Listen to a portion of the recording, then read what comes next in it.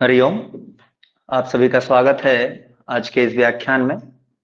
हम यह व्याख्यान यूजीसी नेट के सिलेबस के अनुसार इस व्याख्यान में हम लघु सिद्धांत कौमुदी का अध्ययन अभी चल रहा है।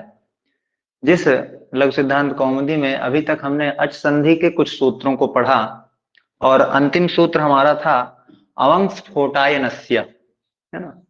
अर्थात अवंग आदेश होता है और गवाग्रम इत्यादि शब्द बनते हैं, जैसा कि हमने पिछले व्याख्यान में देखा कि कैसे गवाग्रम, गोग्रम और गो प्लस अग्रम करके फिर गो अग्रम ही बनता है। ऐसा प्रकृति भाव और पूर्व रूप और अवंग आदेश, ऐसे तीन रूप हमने देखा था। उसके बाद हम आगे आज के व्याख्यान को इसको प्रारंभ करते हैं। आज के व्याख्यान का पहला सूत्र है हमारा इंद्रे च। तो इंद्रे च क्या कहता है? इंद्रे च तो कह रहा है कि अवंग स्फोटायनस्य, अर्थात अवंग स्फोटायन के मत से, या कुछ आचार्य कुछ आचार्य ऐसा भी कहते हैं नहीं, वो स्फोटायन जो है वो ऋषि का नाम जो पाणिनि जी ने लिया है वो सिर्फ सम्मान के लिए लिया है, इसलिए वहां पर स्फोटायन का मत नहीं है बल्कि सम्मान सूचक है। किसी भी प्रकार से अवंग आदेश हमारा हो रहा था। तो वो अवंग आदेश कब हो रहा था? तो बोले गो शब्द से हो रहा था। गो शब्द को अवंग आदेश हो रहा था, अंत्यादेश होने के कारण वो गो गकार उत्तरवर्ती ओकार के स्थान पर अवंग आता था। तो ये इंद्रे च कहता है कि इंद्रे च अर्थात इंद्र के रहने पर भी, कहां इंद्र रहेगा? तो बोले गो शब्द के बाद अगर इंद्र शब्द है फिर भी अवंग आदेश कर दो। किसको? वही ओकार को अवंग आदेश होगा। इंद्रे च, है ना। प्रीति बोल रही है कि गो रवंग स्यात् इंद्रे। गो हो अवंग स्यात् कदा? तर्हि यदा इंद्र शब्द परे भवति तदा, है ना। तो शब्द है वहां पर गवेंद्र। गवेंद्र ऐसा एक शब्द है, उसका संधि विच्छेद हम करेंगे गो प्लस इंद्र। ये शब्द, ये सारे जो भी यहाँ के बाद अब अच संधि कंप्लीट, यावत अच संधि जब तक होगी, जो भी सूत्र बचे हैं उनमें बहुत ज्यादा प्रश्न बनते नहीं है। कभी कदाचित प्रश्न पूछ लेता है कि इसको, इससे कौन सा सूत्र बना, या इस सूत्र से क्या सिद्ध हो रहा है, या ये सिद्धि किस सूत्र से हुई, इसमें संधि विच्छेद क्या होगा। इसलिए हम संक्षिप्त रूप से पढ़ते चलेंगे और लगभग आज अच संधि की संपूर्ति अगर कर पाएंगे तो करेंगे। तो गो प्लस इंद्र, तो गो को इस सूत्र से इंद्रे च। अब यहां पर पूछ लेगा कि तो लोग जल्दीबाजी में अवंग स्फोटायनस्य ही कर देते हैं क्योंकि उसमें अवंग पढ़ा गया है, लेकिन इसमें चकार से ही हम अवंग को ला लेते हैं, अनुवृत्ति लाते हैं। और गो के ओकार को, ये जो ओ है इसमें, इस ओकार के स्थान पे, क्योंकि मैंने बताया था कि अनेकाल श्रित सर्वस्व के नियम से वह जो अवंग है वह सब पर आएगा, पूरे गो पर आने लगेगा। लेकिन फिर आगे अगला एक सूत्र गिच्च है, वो बोलता है कि अगर आदेश गित है तो फिर अंत्यादेश होगा, सर्वादेश नहीं होगा। सर्वादेश मतलब सभी पर, अंत्यादेश मतलब सिर्फ अंत में, है ना। तो अंत में, जैसे क्योंकि ग प्लस ओ ये दोनों मिलाकर गो बना है, तो अगर अनेकाल को मानेंगे हम तो पूरे को अर्थात गो को हटाकर अवंग बैठ जाएगा। लेकिन अनेकाल को बांध करके एक सूत्र लगेगा गिच्च, क्योंकि अवंग जो है वो गकार की इत संज्ञा हुई रहती है, इसलिए वो गित कहलाता है। और गित होने के कारण वो कहता है कि गिच्च सूत्र से सर्वादेश नहीं होगा बल्कि अंत्यादेश होगा, अर्थात ओकार को हटा करके अवंग बैठ जाएगा। तो स्थिति हो जाएगी ग प्लस अव, ग की इत संज्ञा हो गई अव, और ये हो गया इंद्र। इतना हो गया। अब इसको हम जोड़ देंगे, तो व और ई में हम क्या करेंगे? गुण संधि कर देंगे और ग पूरा कर देंगे, व ई मिलके ए हो जाएगा इंद्र।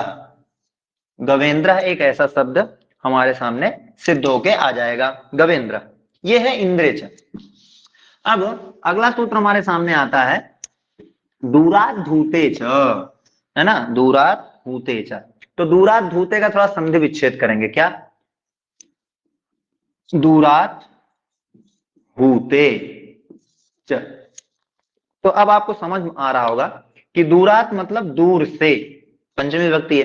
हूते मतलब बुलाना, हु जो धातु है आवाहन के अर्थ में, बुलाने के, तो हुते च अर्थात च से क्या लेंगे हम यहाँ पर, तो यहां से च से हमको प्रगृह्य देखना है, प्रगृह्य संज्ञा होगी, इसलिए प्रगृह्य वो प्लुत देखना है, इसमें यहाँ पर च से प्लुत को हम मानेंगे।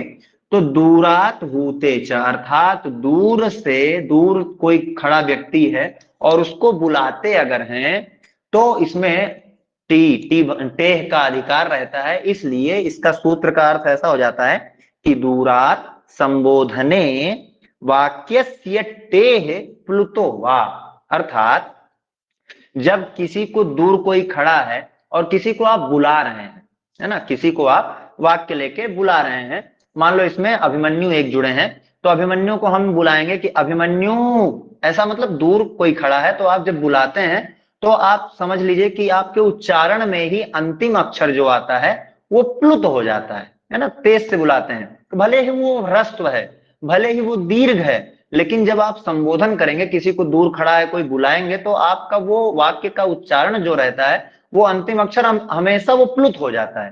तो वही बता रहे हैं, ये इसी सूत्र से हो रहा है कि जब दूरात संबोधने तब वाक्य से जो टेह, टेह अर्थात वाक्य का जो टी भाग है, तो टी आपको मैंने बताया था अचोन्त्यादि टी, है ना, तो वो टी भाग क्या हो जाता है, बोले प्लुत, उसको प्लुत मान लेना चाहिए, है ना।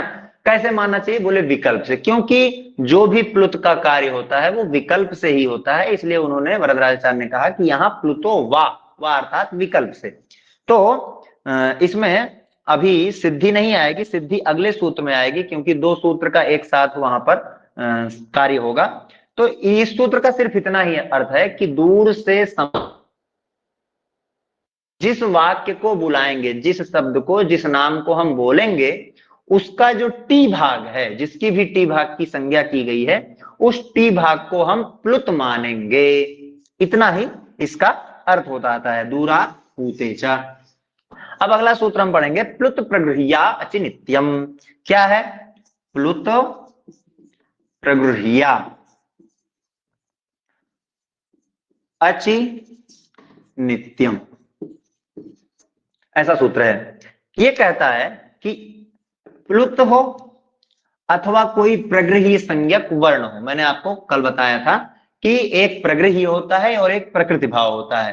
प्रगृह्य एक संज्ञा है, किन्हीं किन्हीं शब्दों की प्रगृह्य संज्ञा होती है, वो अलग अलग सूत्रों से बताएंगे।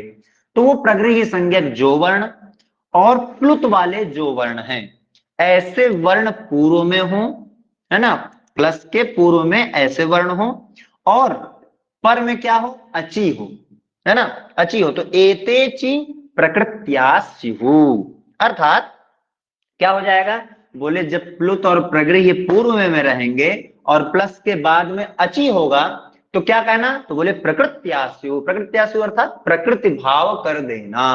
तो प्रकृति भाव मैंने आपको बताया था कि जिस स्थिति में संधि विच्छेद में जो स्थिति रहेगी, संधि होने के बाद वही स्थिति रहेगी, उसमें कोई बदलाव नहीं आना, है ना, जो संधि विच्छेद में जो स्थिति रहना, संधि होने के बाद वही स्थिति रहना, इसी को कहते हैं प्रकृति भाव, अर्थात उसकी प्रकृति चेंज नहीं हुई, जैसे था वैसे ही शब्द बना रहा, इसी को हम प्रकृति भाव। तो इस अवस्था में प्रकृति भाव हो जाता है, कदाचित् नित्यम, हमेशा हो जाता है।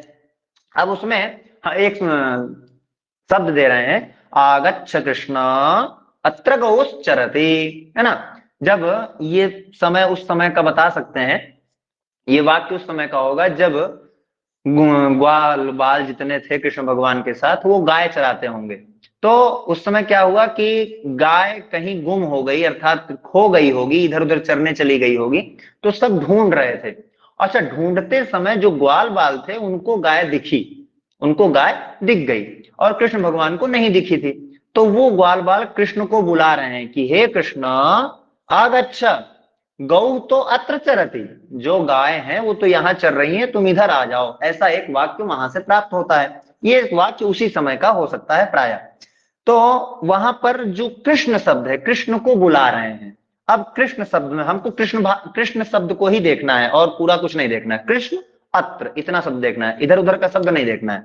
तो हम लिखेंगे कृष्ण प्लस अत्र। तो अब यहां सूत्र आता है दूराधूते च, है ना। अब देखिए यहाँ कृष्ण जो है वो दूर से संबोधन कर रहे हैं, बुला रहे हैं कृष्ण भगवान को ग्वाल बाल, ठीक है बुला रहे हैं। तो बुलाते समय ये जो है ये अ कृष्ण को ही बुला रहे हैं ना, और कृष्ण का टी क्या है, तो बोले कृष्ण का टी अ है, क्योंकि मैंने बताया था अचोन्त्य आदि टी अंतिम अच हो उसको हम क्या कहते हैं टी। तो ये जो अ है इसको हम क्या कर देंगे, बोले प्लुत कर दो, है ना, दूरा धोते च बोलता है प्लुत कर दो, तो इसको हम प्लुत कर दिए, कृष्ण ऐसा कर दिए कृष्ण। फिर अत्र था यहां। अब अगला सूत्र लगा क्या, बोले प्लुत प्रगृह्या अचि नित्यम।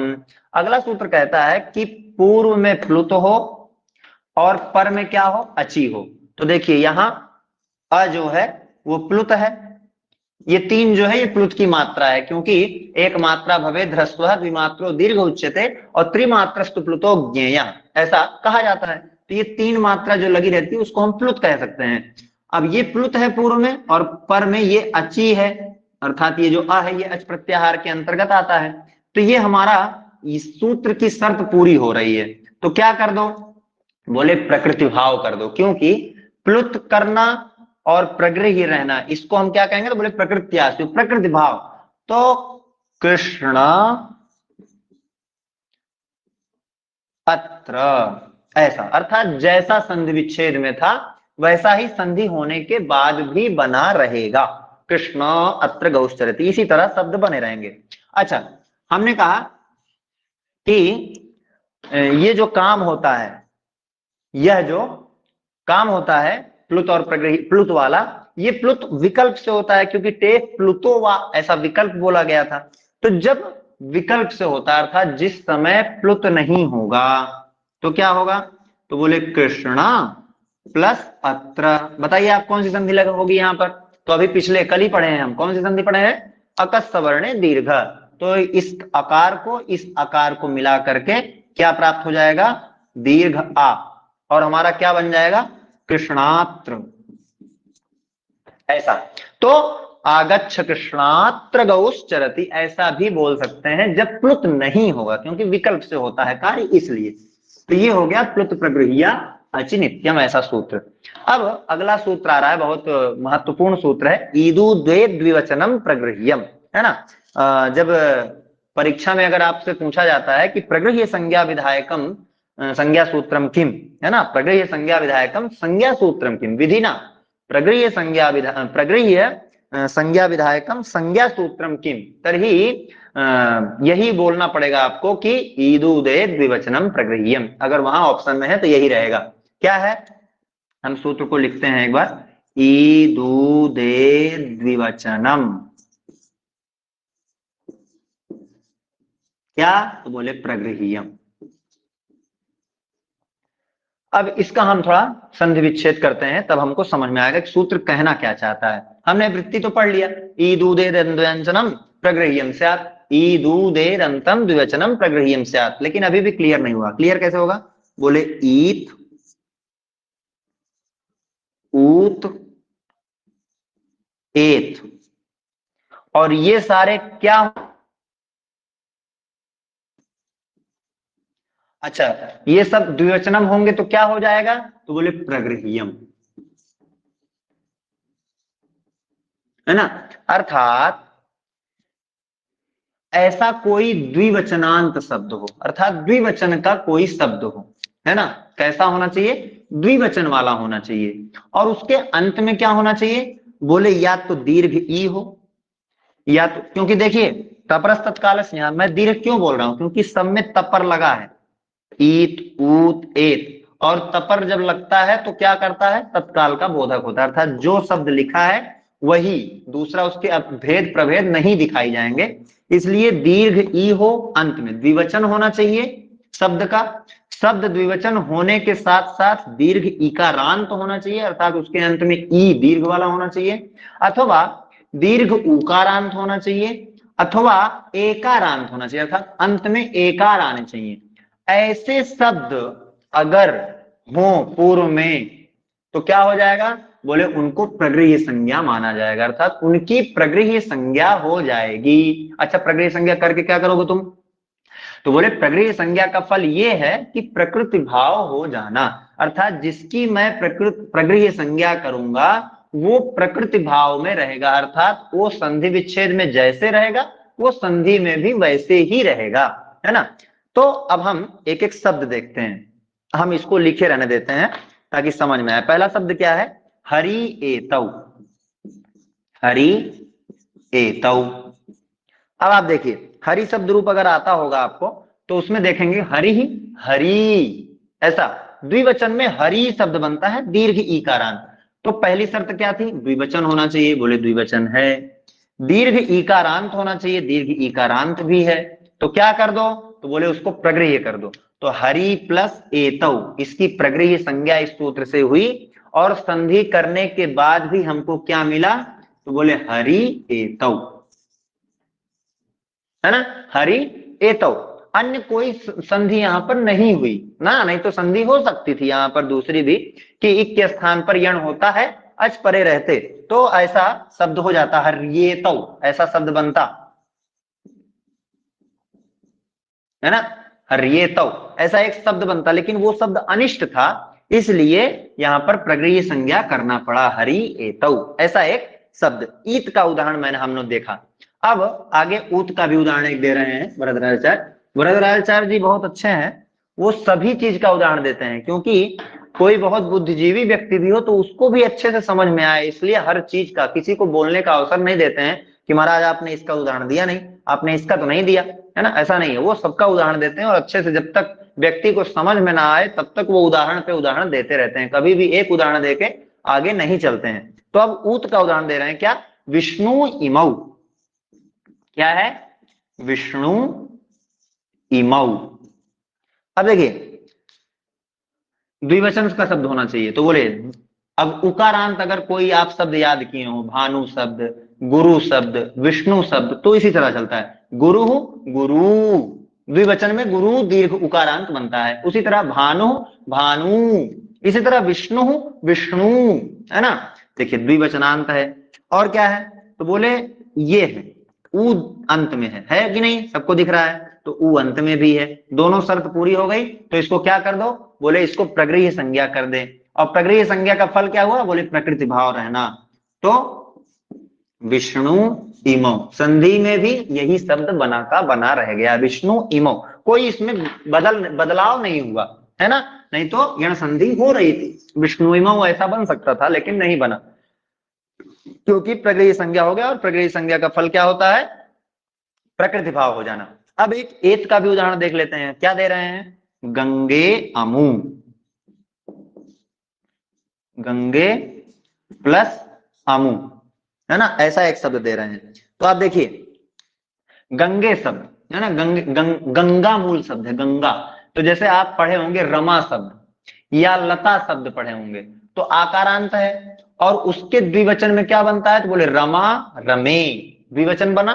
उसी तरह लता लते, उसी तरह यहां पर भी गंगा गंगे, अर्थात दो गंगा, है ना। तो द्विवचन है और अंत में ए है कि नहीं है? बोले है। तो इसको क्या कर दो? बोले इसको भी प्रगृह्य कर दो। और प्रगृह्य का फल क्या हुआ? तो बोले प्रगृह्य संज्ञा का फल हुआ कि ये प्रकृति भाव रहेगा, अर्थात गंगे अमु। ऐसे ही इसका शब्द बना रहेगा संधि में भी। संधि विच्छेद में खाली ये प्लस आपको बताने के लिए लगाया गया है, बाकी इसमें भी ऐसे ही रहता है, क्योंकि मैंने बताया था कि व्याकरण में ये प्लस का नाम नहीं होता है, ऐसे ही रहता है ये, गंगे अमु बराबर गंगे अमु। ये सब बहुत पूछा जाता है कभी कभी नेट में, क्यों? फंसाने के लिए, क्योंकि फिर यहाँ पर दूसरी कोई संधि व्यक्ति कर देता है और कहता है कि ये हो सकता है, क्योंकि गण संधि रखेगा, वो विकल्प में गण संधि जरूर रखेगा ताकि व्यक्ति फंसे।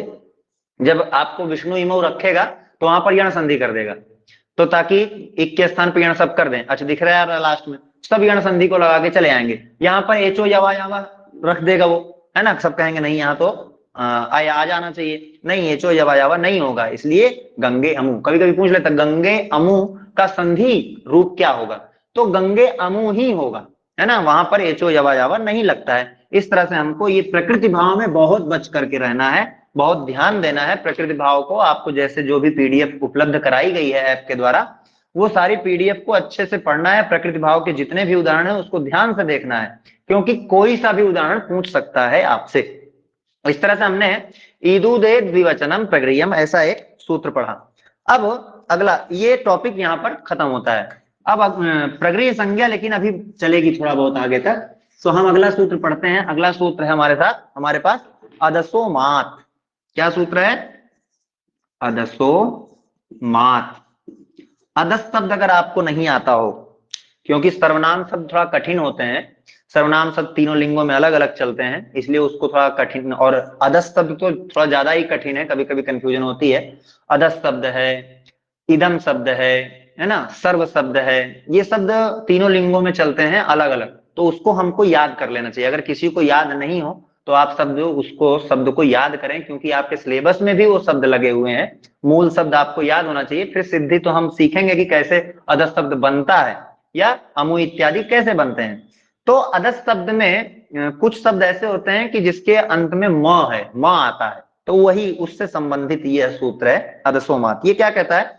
कहता है कि अस्मात् पराविदूतौ प्रगृह्यौस्तः, अर्थात अदस शब्द के मकार से परे। अदस शब्द में जैसे मैं एक शब्द दे रहा हूं, अमु, है ना, अमु ऐसा एक शब्द है, और अमी, अमी एक शब्द है। अदस शब्द के अंतर्गत ही ये सब आता है ना, ये सब बनता है। तो बोल रहा है कि अदस शब्द के मकार के बाद, है ना, अस्मात् परऊ ईत और ऊत, अर्थात ईत और ऊत, यहां भी तपर ग्रहण हुआ है, अर्थात दीर्घी और दीर्घ ऊ ही ग्रहण है।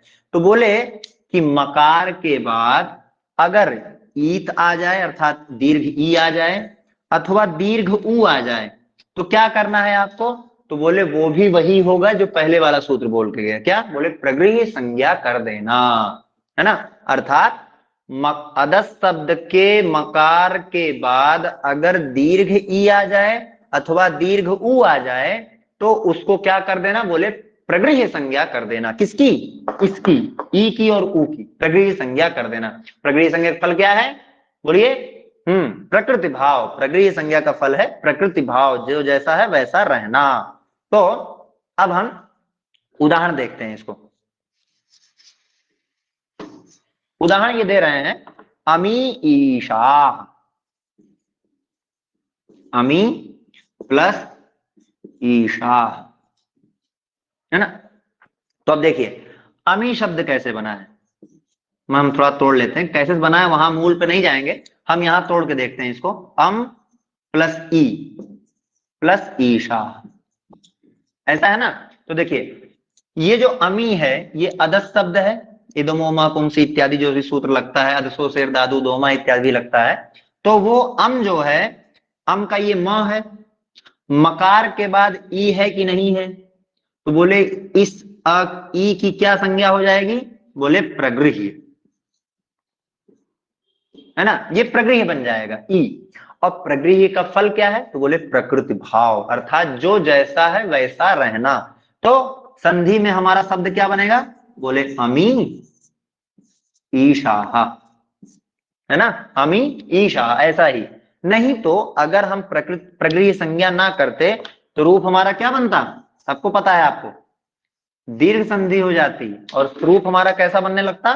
अमीशाह, है ना। और ये रूप जो है वो अनिष्ट है, गलत है, इसलिए इसको रोकने के लिए हमारा ये अदसोमात आया और अमी ईशाह ऐसा एक शब्द निर्माण हुआ। अब दूसरा शब्द ये दे रहे हैं, राम कृष्णावमु आसाते। बहुत बड़ा शब्द है था, राम कृष्णा वमु प्लस आसाते, ऐसा एक शब्द है ना। तो इसको थोड़ा हम और तोड़ेंगे। यहां पर एक संधि हुई है, कोई अगर बता पाएगा तो कमेंट करके बता सकता है। राम कृष्णा वमु आसाते, यहां एक संधि हुई है, हम उसको तोड़ देंगे। क्या करेंगे? तो बोले राम कृष्णौ, राम कृष्णौ और प्लस अमु प्लस आसाते, है ना। अब और तोड़ेंगे थोड़ा, कैसे तोड़ेंगे? बोले राम कृष्णौ प्लस अम प्लस उ प्लस आसाते, ऐसा शब्द बनता है। तो अब देखिए अदस शब्द होना चाहिए, तो अदस शब्द ये अमु है कि नहीं है? है। और क्या मुझे बोले उसके उसमें जो म है, माँ है, म है। माँ के बाद क्या हो? तो बोले ऊ अगर हो तो। हमने ई का देख लिया, अब ऊ का भी देख लेते हैं। उस ऊ को क्या कर दो? बोले प्रगृह्य संज्ञक कर दो। तो इस ऊ की क्या संज्ञा हो गई? प्रगृह्य। ऐसा प्रगृह्य एक संज्ञा बन गया। प्रगृह्य संज्ञा है, उसका कोई ये नहीं होता है कि ये क्या है प्रगृह्य, ऐसा नया बॉल। प्रगृह्य मतलब एक नामकरण है ना। कोई पूछेगा आपका ये नाम क्यों रखा गया है ना, तो ऐसा ही। तो प्रगृह्य फल है प्रकृति भाव करना। तो प्रकृति भाव में हमारा क्या आ जाता है? अमु प्लस आसाते दो था, वो संधि करने पर भी वैसा ही रहा, तो अमु आसाते ऐसा एक शब्द बन गया। उसमें रामकृष्ण जोड़ देंगे तो वही रामकृष्णावमु है ना, वो अवादेश हो जाएगा एचो यवा यावा से, है ना। ये बन जाएगा रामकृष्णावमु आसाते। अगर यहां पर हम प्रगृह्य संज्ञा ना करते तो कौन सा सूत्र लगता है यहां पर? अगर हम यहां पर प्रगृह्य संज्ञा ना करके प्रकृति भाव ना करते तो कौन सा सूत्र लगता और कैसा रूप बनता?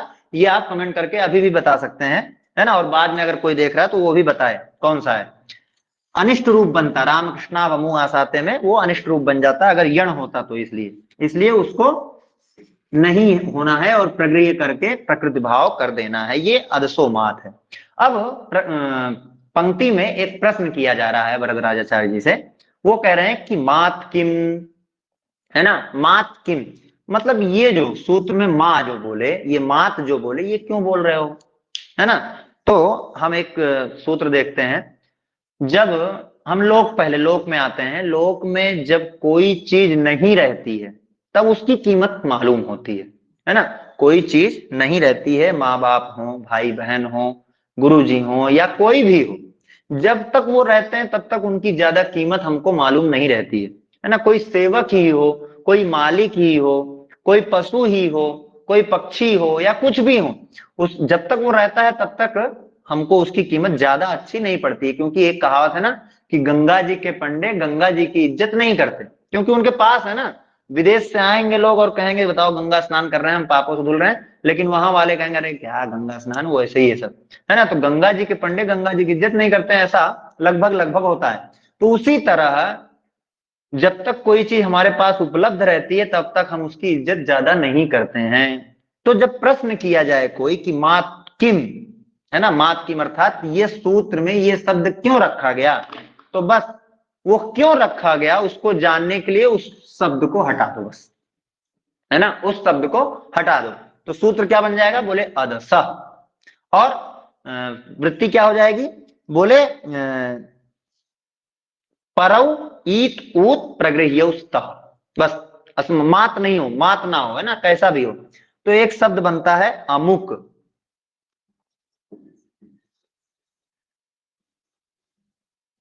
अमुक प्लस अत्र, है ना, अमुक, अमुक प्लस अत्र, ऐसा एक शब्द बनता है।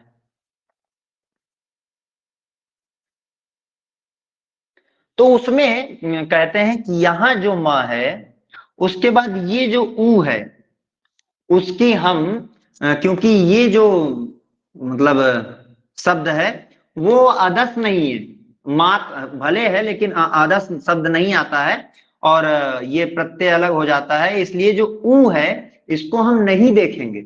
अर्थात इस ऊ की प्रगृह्य संज्ञा नहीं होगी, और प्रगृह्य संज्ञा ना होने के नाते यहां पर अमुकेत्र ऐसा एक शब्द बन जाएगा पूर्व रूप इत्यादि करके। और अमुकेत्र अगर यहां ना हो, इसलिए यहां पर भी प्रगृह्य संज्ञा ना हो, इसीलिए उसमें मात ऐसा शब्द बोला गया। अर्थात अमुक प्लस अत्र में भी यहां म देख करके कोई इस ऊ की वो प्रगृह्य संज्ञा ना कर दे, इसलिए वहां मात बोला कि मात शब्द अर्थात अंतिम शब्द होना चाहिए ऐसा। तो ये इसलिए अमुकेत्र ऐसा शब्द हमारा सिद्ध होता है पूर्व रूप करके, अमुकेत्र, और ये अ का वो हो जाएगा त्र, अमुकेत्र ऐसा एक शब्द सिद्ध हो जाता है ना। कोई बहुत ज्यादा ये प्रश्न इत्यादि नहीं आते हैं, इसलिए इसको हम संक्षिप्त रीति से आगे बढ़ते हैं थोड़ा, क्योंकि टाइम थोड़ा समय कम है। और आज संधि आज हम सोच रहे हैं कि समाप्ति के तरफ ले चलें। तो अमुकेत्र ऐसा एक शब्द, और ये अदसोमात यहाँ पर समाप्त होता है। अगला सूत्र आता है चादयो सत्वे। चादयो सत्वे कुछ कहता नहीं है, वो कहता है कि अद्रव्यार्थास चादयो निपातास्यु, अर्थात अद्रव्य द्रव्यवाचक नहीं, बोले जो द्रव्यवाचक चादी नहीं हो, है ना। अगर लघु सिद्धांत ये सब चादी और प्रादि आपको पढ़ना है तो प्रादि तो आपने पढ़ लिया, प्रादेय में प्रपरापसम इत्यादि उपसर्ग। चादी क्या है तो बोले च हा आ वह, है ना, ये सब अव्यय में आपको बोले गए हैं। तो इनकी क्या होती है, बोले इनको निपात माना जाता है, इनकी एक निपात संज्ञा भी होती है। उन्हीं शब्दों की कई प्रकार की संज्ञाएं हो सकती हैं। तो जो च ह वा अह इत्यादि जो शब्द अव्यय प्रकरण में बोले गए हैं, आप जाके देख सकते हैं, उनकी निपात संज्ञा कर दो, ऐसा ये कहता है बस चादयो सत्वे। फिर अगला सूत्र आता है प्रादय। प्रादय क्या बोलता है, बोले जो प्रादि आपने उपसर्ग संज्ञा किया था प्रपरापसम की, उन्हीं उपसर्गों की एक संज्ञा और कर दो, क्या बोले निपात भी उन्हीं को मान लो। प्रादय अर्थात एतेपि तथा, तथा अर्थात उन्हीं की तरह, जैसे चादी को निपात मान लिया गया है उसी तरह प्रादि को भी निपात मान लिया जाए, प्रादि को भी निपात मान लिया जाए। अब अगला सूत्र आता है निपात एका जनांग। ये कहता है कि एक अच, है ना, एक अच निपात आंग वर्जः प्रगृह्य स्यात्, अर्थात प्रपरापसम आपने पढ़ा है, उसमें एक शब्द है आंग, एक उपसर्ग है आंग, है ना। तो बोले आंग को छोड़कर, आंग को छोड़ करके जितने भी एक अच वाले उपसर्ग हैं, अर्थात ऐसे उपसर्ग जिसमें सिर्फ एक ही अच है ना, जैसे प्र, प्र इसमें एक ही अच है अ, है ना, बाकी तो प और र जो है वो व्यंजन है, इसलिए प्र। उसी तरह जितने भी एक अच वाले हैं उनको क्या मान लिया जाए, तो बोले वो सब प्रगृह्य है ना, आंग को छोड़कर, क्योंकि इसमें भी एक ही अच है, इसलिए आंग को छोड़कर बाकी जितने भी एक अच वाले उपसर्ग हैं उनकी क्या होती है, प्रगृह्य संज्ञा होती हो, प्रगृह्य संज्ञा होती है, ऐसे निपातों की प्रगृह्य संज्ञा हो जाती है। ये एकोज निपात आंग वर्जा प्रगृह्य स्यात् ऐसा कहता है। और एक दो शब्द देते हैं, ई इंद्र उ उमेशः, ई इंद्र और उ उमेशः। तो जब आप निपात देखेंगे, है ना, चादी और प्रादि जब आप निपात देखेंगे तो चादी निपात में ये ई और उ भी पढ़ा गया है, च आ व एवं सस्वत, फिर अ आ ई उ, है ना, ये सब भी वहां बोला गया है। तो ये ई और उ जो है वहां पर चादी में निपात पढ़ा गया है, और ये निपात जो है एक अच वाला है, और ये निपात आंग नहीं है ना, इसलिए इस निपात की क्या हो जाएगी, बोले इसको प्रगृह्य मान लो, और ई प्लस इंद्र उ प्लस उमेशा बराबर वही आएगा, ई इंद्र और उ उमेशा, है ना। अर्थात प्रगृह्य संज्ञा करके प्रकृति भाव जस का तस वैसे रह गया। अगर प्रकृति भाव प्रगृह्य संज्ञा ना होता तो क्या हो जाता, दीर्घ संधि हो जाती ना, इंद्र उमेशा, वो अनिष्ट रूप बनते, इसलिए उसके निवारण के लिए इंद्र उमेशा ऐसा प्रगृह्य संज्ञा और प्रकृति भाव करके बनाया गया। अब इसमें पंक्ति में कुछ कह रहे हैं, ये क्या कह रहे हैं, वाक्य स्मरणयो अंगित, है ना, वाक्य स्मरणयो अंगित। अब देखिए दो चीज आपको समझना चाहिए, क्या है, एक चादी और एक प्रादि, ये दो चीज आपको समझना पड़ेगा, चादी क्या है और प्रादि क्या है। तो बोले च आ वह अव, जो ये चकार आदि से लेकर के जो अव्यय में पढ़े गए शब्द हैं वो चादी आ जाते हैं, उनको हम चादी कह सकते हैं, मतलब च आदिर यस्य, है ना, ये शाम, च आदिर ये शाम, अर्थात च आदि में है जिनके, ऐसे शब्द चादी कहलाते हैं। और प्रादि कौन है, तो बोले प्र उपसर्ग जिसके अंत में, अर्थात प्र आदि में है जिसके, ऐसे जितने भी शब्द हैं उनको हम प्रादि कह सकते हैं। तो प्रपरा अपसम अनुनिश्रुत इत्यादि वो प्रादि हो गए हैं। तो अब देखिए दोनों में आ आता है ना, दोनों में आ ऐसा आता है, आ ऐसा आता है, लेकिन अंतर क्या है, बोले जो प्रादि में आ आता है उसके पीछे ऐसा रहता है, और चादी में जो आता है उस पे पीछे कुछ नहीं रहता, सिर्फ आ बचा रहता है। तो बोले दिक्कत क्या है इसमें, आने दो। बोले दिक्कत ये हो रही थी कि जब ये लगता है कहीं जा करके तो ये लोप हो जाता है, और जब ये लोप होता है तो बचता क्या है, आ। तो अब देखने वाले को शंका लगती है कि यह जो आ है वो प्रादि वाला आ है कि चादी वाला आ है। ये दिक्कत हो जाती है, उनको पता नहीं लगता है कि ये, क्योंकि वो लोप हो चुका रहता है। तो क्या समझें हम, कैसे समझें? तो वही बता रहे हैं, पंक्ति में बता रहे हैं कि ठीक है मैं एक चीज बता दे रहा हूं। क्या? बोले जब वाक्य कहीं हो या स्मरण हो, है ना, ऐसे वाक्य जो स्मरणार्थक हो, जो स्मरण करने वाले। अच्छा, अच्छा ये था, ये मतलब कोई कोई चीज स्मरण करने के समय अगर कोई आ बोल रहा है ना, तो वो क्या हो जाएगा? बोले वाक्य स्मरणयो हो अंगित, है ना, अंगित अर्थात जो गित नहीं है। तो जो गित नहीं है तो क्या है वो, ये गित नहीं है ना, क्योंकि गकार की संज्ञा यहां हो ही नहीं रही, गकार की संज्ञा तो वही हो रही है। तो बोले वाक्य स्मरणयो हो अंगित।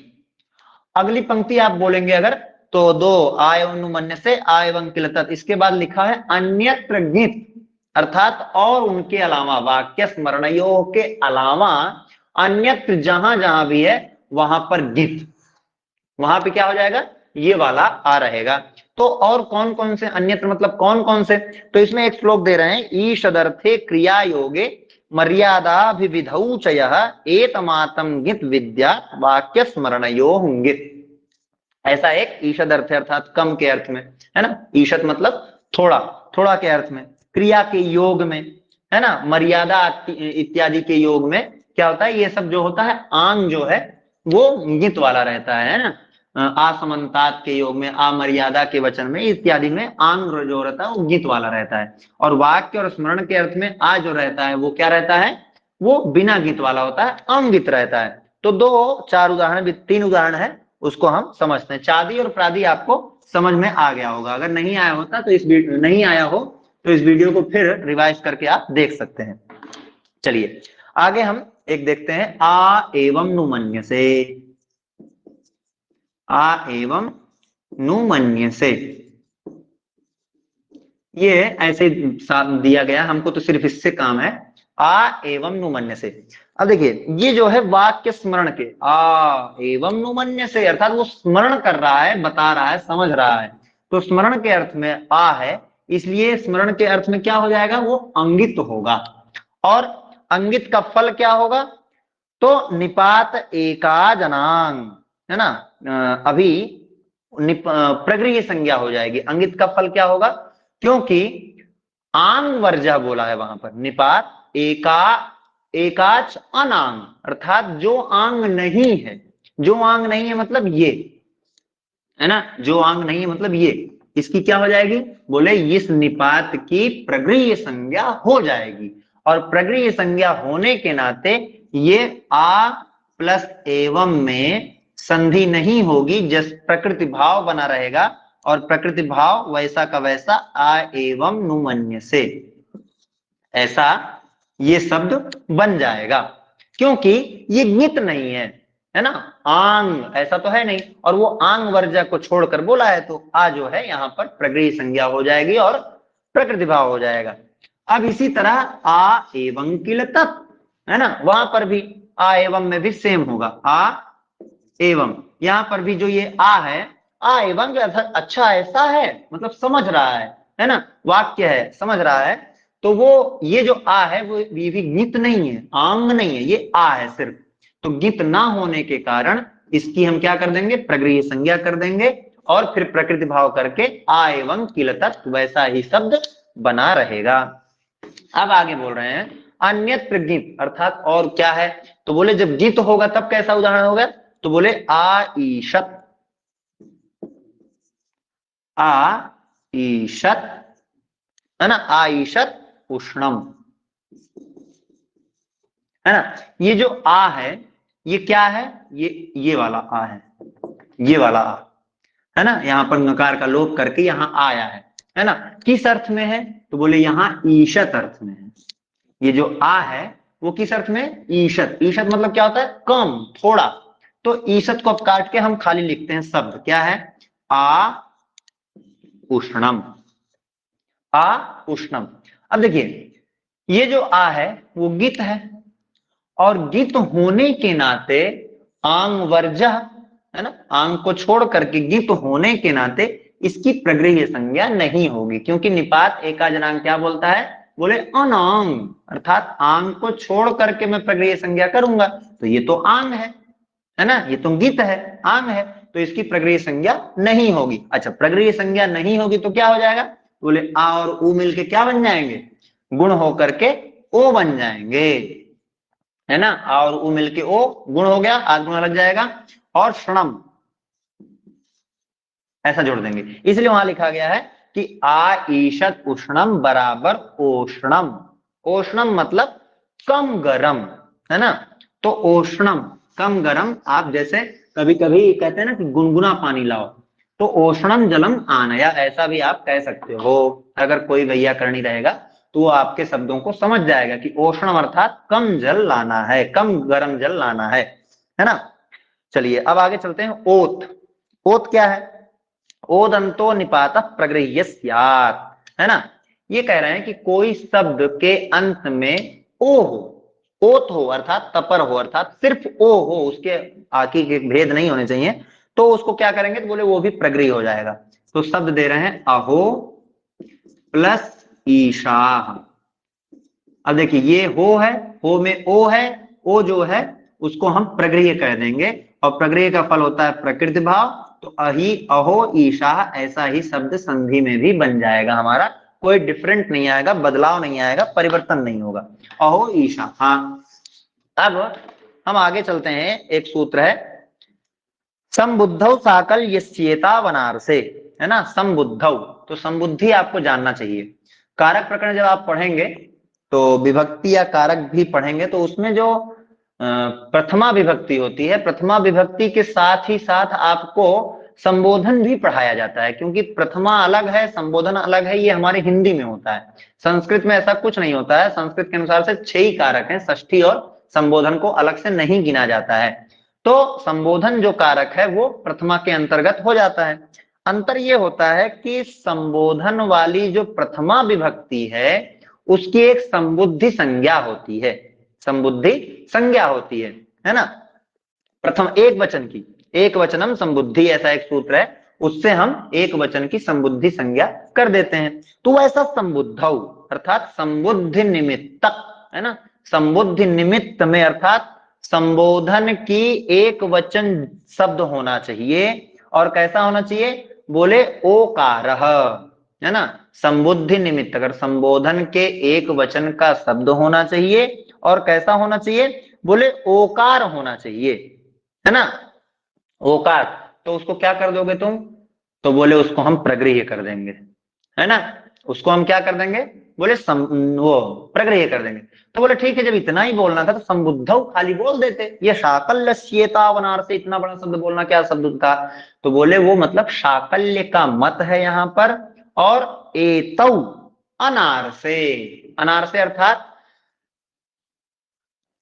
दोनों जगह अवैदिके, है ना, अनार से अर्थात अवैदिके, जो ऋषियों ने नहीं देखा है ऐसा, मतलब जो सामान्य लोग ने लिखा है संस्कृत में अवैदिक, अवैदिक इति, है ना, इतौ ऐसा लिखा है ना, तो अवैदिक इति शब्द के परे रहते, है ना, अर्थात दो शर्त है इसकी, प्लस के बाद ये इति शब्द होना चाहिए, और इधर ओ होना चाहिए, लास्ट में कोई भी शब्द हो ओ होना चाहिए, तो क्या हो जाएगा, बोले कि इसको हम प्रगृह्य कर देंगे, और प्रगृह्य का फल क्या होगा, प्रकृति भाव, लेकिन कैसे करोगे, तो बोले मैं साकल्य के मत से करूंगा महाराज, है ना, वरदराजाचार्य से बोल रहा है सूत्र कि हम सिर्फ साकल्य के मत से करेंगे, बोले और मत से, बोले और मत से तो फिर अपना लगा लेना आप एचो यवा इत्यादि लगा देना, उसको क्या दिक्कत है, बोले ठीक है, तो यहाँ पर हमारा 3 रूप सिद्ध होगा, कैसे सिद्ध होगा अभी देखते हैं हम, है ना, हम एक शब्द देखते हैं, एक शब्द है विष्णु इति,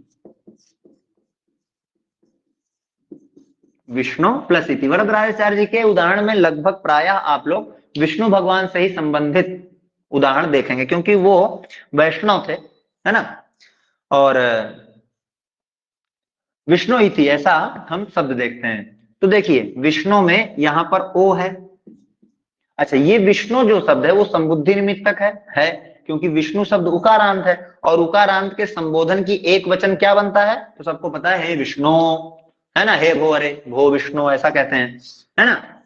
तो संबुद्धि निमित्तक है, ओकारांत है, प्लस में इति का है, इति पूरा है। अच्छा, ये इति जो है वो वैदिक नहीं है, अवैदिक है, क्योंकि वेद में आप कभी देखेंगे आप तो वहां पर इतिकार पाया जाता है ना। पद पाठ पढ़िए, चाहे क्रम पाठ पढ़िए, प्रकृति विकृति पाठ के अंतर्गत पद क्रम जटा इत्यादि पाठ आते हैं, है ना। कोई वैदिक अगर होगा तो उसको पता होगा ये सब। तो उन पाठों में इतिकार दिया जाता है जब खंडाकार आता है। जिस पद को खंडाकार होता है उस पद को जब हम छोड़ने लगते हैं तो हम इतिकार दे करके संपूर्ति करते हैं, उसकी पूर्ण करते हैं। तो वो इतिकार वहां वैदिक होता है, लेकिन यहाँ जो इति है वो वैदिक नहीं है, अवैदिक है, लौकिक है। इसलिए हमारी दूसरी शर्त भी पूरी हो रही है। इति परे है और संबुद्धि निमित्तक ओकार पूर्व में है।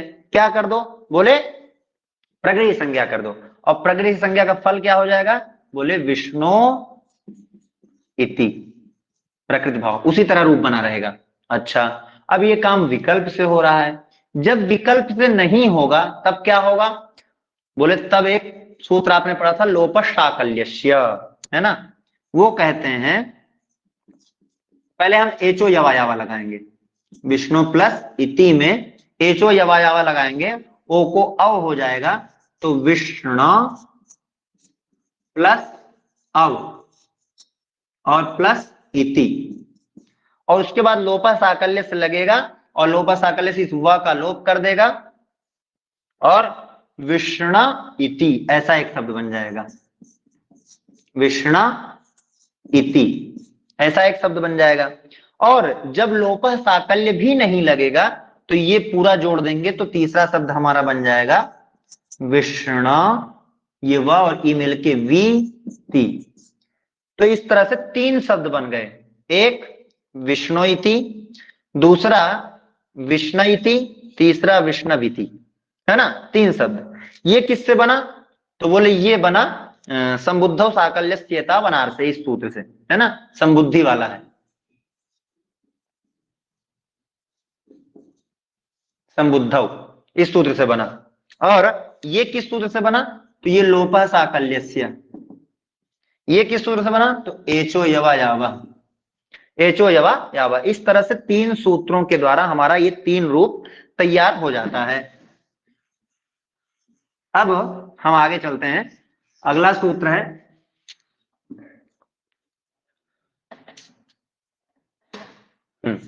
अगला सूत्र है मय उयो वो वा, मय उयो वो। थोड़ा अगर 10 मिनट लेट हो कक्षा हो सकती है हमारी, दो ही सूत्र बचे हैं, इसको हम संपूर्ति की तरफ लेकर के तभी आज की कक्षा का विराम करेंगे। तो मय उयो वो वा, इस सूत्र में ज्यादा कुछ नहीं है। ये कहता है मय परस्य उयो विकल्प से अची परे रहते, अर्थात नहीं समझ में आया होगा तो फिर से मैं बोल दे रहा हूं कि मैं से परे जब उई हो, मैं से परे जब उई हो, उई मतलब उकार, सिर्फ उकार, मैं से परे, मैं से परे, है ना, मैं से परे अगर उई हो अर्थात उकार हो तो उसके स्थान पे क्या कर देना चाहिए, बोले विकल्प से वा कर देना चाहिए, अर्थात व, उ के स्थान पे व हो जाएगा। कब, तो बोले जब अची परे अर्थात अच परे होने पर, है ना, यही बोलता है, ज्यादा ये कुछ कठिन नहीं कहता है। इसलिए हम इसको देखते हैं कि मयो मय परस्य उयो वो वाची, और शब्द हमारे पास क्या दे रहा है, शब्द देता है, शब्द हमारे पास आता है किमु प्लस उक्तम, है ना, किमु प्लस उक्तम, किमु प्लस उक्तम ऐसा शब्द है। तो अब देखिए मां है, इसमें आप देख लीजिए किम प्लस उ प्लस उक्तम। तो अब देखिए ये मकार के बाद उ है कि नहीं है, मकार के बाद उ है, और इस उ को क्या कर देंगे हम, व कर देंगे। लेकिन याद रखिएगा कि ये कार्य किससे होता है, विकल्प से होता है। ये कार्य कैसे होता है, विकल्प से। तो विकल्प हमेशा हमको याद रखना है, क्योंकि विकल्प बहुत मायने रखता है। विकल्प अगर नहीं होता है तो कार्य नित्य होता है और एक ही रूप बनता है, लेकिन विकल्प कोई कार्य अगर होता है विकल्प से तो रूप हमेशा कभी कभी दो बन जाते हैं। इसलिए हमको विकल्प थोड़ा ऐसे नहीं ले लेना है कि विकल्प सही तो है, बहुत बड़ी बात होती है विकल्प। तो वह हुआ। अच्छा, वह जब हुआ तो हमारा एक रूप बन गया, क्या? किम व छोटे ऊ की मात्रा तम, एक रूप बन गया किम वुक्तम, ऐसा। और जब ये विकल्प से कार्य हो रहा था तो जब ऊ को वह नहीं हुआ तो प्रगृह्य हो गया, क्योंकि मैंने बताया था ना कि ऊ और ई जो है वो क्या हो जाएगा? प्रगृह्य संज्ञा हो जाएगी, मांत है ना, अधसोमात से। तो यहां पर प्रगृह्य संज्ञा होने के नाते ये ऊ वैसे ही बना रह गया और एक शब्द बन गया हमारा किमु उक्तम। यही उसी तरह वह दिया गया है, किम उक्तम किमु उक्तम, ऐसा दो शब्द इसमें दिया गया है। तो मय उयोवा और प्रगृह्य अधसोमात से हमारा दो रूप बन जाते हैं। अभी एक सूत्र आता है, इको सवर्णे साकल्यस्य ह्रस्वश्च, है ना। बहुत इसमें थोड़ा ज्यादा दिया गया है लेकिन एकदम सरल है। क्या कहता है? पदांता इको ह्रस्वा वा स्युर सवर्णेची, है ना। अर्थात अकस सवर्ण में क्या बोल रहा था कि सवर्ण होना चाहिए, यहां पर असवर्ण बोल रहा है। ये बोल रहा है कि असवर्ण अच के परे होने पर, अर्थात इधर प्लस के इधर जो अच रहेगा उसका असवर्णी अच अगर इधर हो, असवर्ण अच परे होने पर इधर का पदांत जो हो इक, है ना, पदांत में जो इक है उसके वो क्या हो जाएगा? बोले वो ह्रस्व हो जाएगा, है ना। उसको सिर्फ ह्रस्व कर देना है ना। तो ह्रस्व का फल क्या है? क्यों ह्रस्व कर रहे हो? तो बोले अगर भाई इधर क्या है, अच है और इधर इक है तो इको यणच लगना चाहिए था, तो ह्रस्व क्यों कर रहे हो? तो बोले ह्रस्व का फल यही होता है, अगर ह्रस्व के बाद भी हम यण संधि करने लगेंगे तो फिर ह्रस्व का फल नहीं हुआ। तो ह्रस्व का फल यही है कि हम ह्रस्व इसलिए कर रहे हैं ताकि यण संधि ना हो, यण संधि ना हो। तो ये कह रहा है, एक शब्द बनता है, क्या शब्द है हमारा? इसलिए वहां बोल रहे हैं कि ह्रस्व विधान सामर्थ्यान न स्वर संधि ही, अर्थात ह्रस्व विधि जो कर दे रहे हैं यहां पर इसके कारण से यण संधि नहीं होगी, है ना, इसीलिए। तो हमारा शब्द है चक्री अत्र, चक्री प्लस अत्र।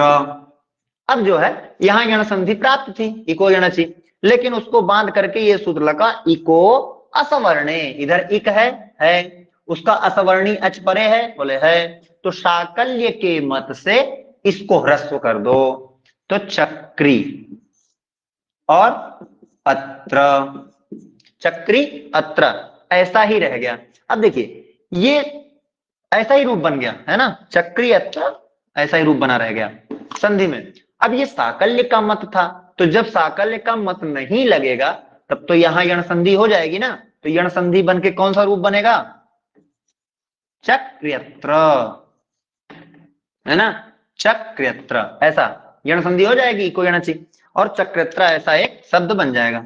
अब ये बोल रहे हैं कि पदांता इति किम, आप सूत्र में है पदांता क्यों बोले, अर्थात वृत्ति में पदांता इको ह्रस्वा वास्तुर सर्वनेचि, तो पदांता शब्द क्यों बोल रहे हो? तो बोले इसलिए बोल रहा हूं, नहीं तो गौरियो भी सिद्ध होने लगता, है ना। गौरी प्लस औ, सु औ जस, उसमें जो औ आता है तो गौरी प्लस औ रहता है, तो यहां पर भी यहां प्रगृह्य होने लगता और क्या होने लगता, ये यण इत्यादि होने लगता, यहां भी ह्रस्व होने लगता। लेकिन पदांता बोलने से, क्योंकि गौरी जो है वो पदांत पद नहीं है, पद तब होगा जब ये सुख वाला औ प्रत्यय जुड़ेगा तब पद बनेगा, तो इसलिए ये पदांत नहीं है ना। अपदांत होने के नाते यहां पर पदांता जो बोला गया, अगर पदांता नहीं बोलते तो यहां पर भी प्रगृह्य इत्यादि कार्य होने लगता, ह्रस्व इत्यादि कार्य होने लगता, इसलिए उसमें पदांता बोले। और पदांता बोलने के नाते सिर्फ यहां पर यण संधि होकर के गौरियो ऐसा शब्द बन जाता है ना, गौरियो ऐसा एक शब्द हमारा निष्पन्न हो जाता है। अब अगला सूत्र है, इसी गौरियों से संबंधित एक सूत्र है, और लगभग वो सूत्र आज लोक जगत में लुप्त हो चुका है, नहीं लगाता आदमी व्यक्ति, लेकिन वेद में अभी भी वो सूत्र पूरा लगा हुआ है, और खास करके अगर शुक्ल यजुर्वेद माध्यन्दिन संहिता में आप देखेंगे तो वो सूत्र बहुत ज्यादा लगा है, हर जगह दिखता है ना। क्या सूत्र है? अचो रहाभ्याम द्वे। ये बोलता है कि इधर अच हो, बाद में र हो या ह हो, है ना, बाद में र हो या ह हो। तो और उसके बाद क्या हो? रेफ हकाराभ्याम परस्य यरो, उसको द्वे। परस्य जो यर अर्थात यर हो, है ना। शर्त कितनी है? बोले अच होना चाहिए, अच के बाद रेफ और हकार, इनमें से कोई भी एक होना चाहिए, इनके बाद तुरंत यर हो। तो इस यर को क्या कर दो? बोले दो कर दो। द्वित्व, जैसे अनतिचा में आपने द्वित्व किया था ना, ऐसे यहां पर भी द्वित्व है ना। लेकिन ये क्या करता है? बोले वैकल्पिक द्वित्व विधायकम सूत्र, है ना। ये विकल्प से करता है, कभी द्वित्व होता है कभी द्वित्व नहीं होता, अर्थात एक बार होता है एक बार नहीं होता है। तो अब लोगों ने द्वित्व करना बंद कर दिया लोक जगत में, लेकिन अभी भी शुक्ल यजुर्वेद में ये सारे देखने को मिलता है। जैसे मर्माणी थे, वहां पर जो मां द्वित्व हुआ उसी थे, कर्म, तो वहां ये सब दिखने में, अग्नि ऐसा शब्द दिखता है, अग्नि मान लीजिए अनच जैसा हुआ है। तो अब इसको हम एक सूत्र देखते हैं, वही कौन सा है? गौर्यौ, है ना, गौर यौ ऐसा शब्द बना था। रेप को अपने ऊपर नहीं चढ़ाया ताकि दिखे। तो देखिए अच है, औ, अच है, अच के बाद रेफ है, रेफ के बाद यर का जो य है, तो इसको क्या कर दो? बोले द्वित्व कर दो ऐसे। तो शब्द बन जाएगा गौर्यौ, ऐसा एक शब्द बन जाएगा, है ना, गौर्यौ। ऐसा गौर्यौ ऐसा थोड़ा उसमें और जीभ को झटका, मतलब और रगड़ के थोड़ा बोलेंगे तो गौर्यौ ऐसा शब्द हमको सुनाई देता है। उच्चारण इसका ऐसा हो सकता है। अब एक सूत्र बोल रहे हैं, वार्तिक आ रहा है न समासे, है ना, न समासे। ये किससे संबंधित है? ये पूर्व सूत्र से संबंधित है ना, पूर्व सूत्र से। बोले कि जो इको सवर्णे वाला सूत्र कह रहा था वो कार्य कब नहीं करेगा? बोले समास में नहीं करेगा, है ना, क्योंकि ये था वापी प्लस अश्व। अब यहां पर भी ईकार था, ईकार के बाद अच था, तो यहां पर भी इसको ह्रस्व होना चाहिए था, लेकिन ये समास है। समास क्या है? वाप्याम अश्व इति वाप्यस्व, ऐसा बना है। इसीलिए यहां पर भी वो इको सवर्णे नहीं लगेगा और यण संधि होकर के वाप्यस्व ऐसा एक शब्द बन जाएगा।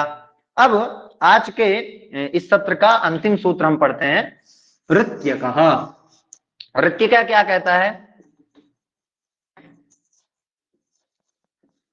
ऋति परे, है ना, ऋति परे अर्थात ह्रस्व, क्योंकि ऋत, ऋत शब्द की सप्तमी है ऋति, तो तकार ग्रहण हुआ है, और तकार ग्रहण होने के नाते क्या होगा? बोले तपरस्तत् कालस्य, तपर।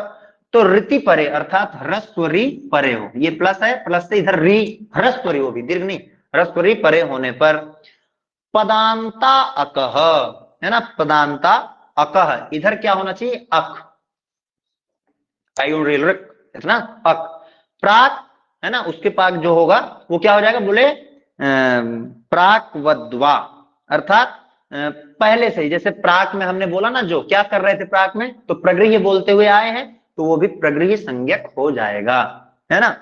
तो नहीं नहीं, क्षम्यता, प्राक हो जाएगा अर्थात ह्रस्व हो जाएगा, है ना। तो ब्रह्मा शब्द था, ब्रह्मा धन ऋषि, ऐसा एक शब्द था, ब्रह्माधन ऋषि।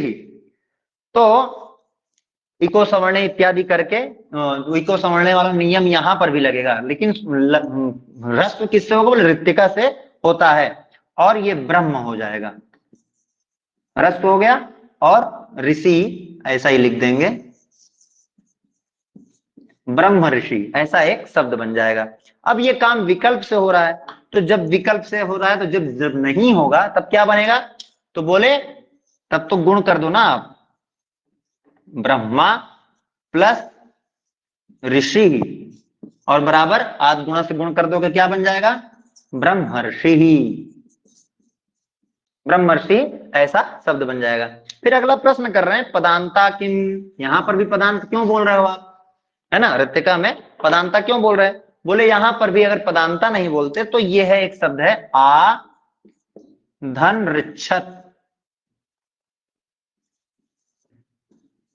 आधन ऋक्षत, तो ये रिच, रिच्छत, ये धातु है रिच से, उससे ये आट का आगम हुआ है, आट का आगम हुआ है। तो यहां पर भी कोई इसको ह्रस्व करके अर्छत ऐसा शब्द ना बना दे, है ना, और रिच्छत ऐसा कोई शब्द ना बना ले, क्योंकि ये पद नहीं है, पदांत नहीं है। जब पद नहीं है तो पदांत कैसे हो सकता है? इसीलिए यहां पर भी ह्रस्व ना होने लगे, इसलिए हमने पदांता शब्द ऐसा रखा है। और जब पदांता शब्द रख देंगे तो ये पदांत ना होने के नाते वो कार्य यहां नहीं होगा, और आटस्थ से वृद्धि करके हम बना लेंगे आर्छत।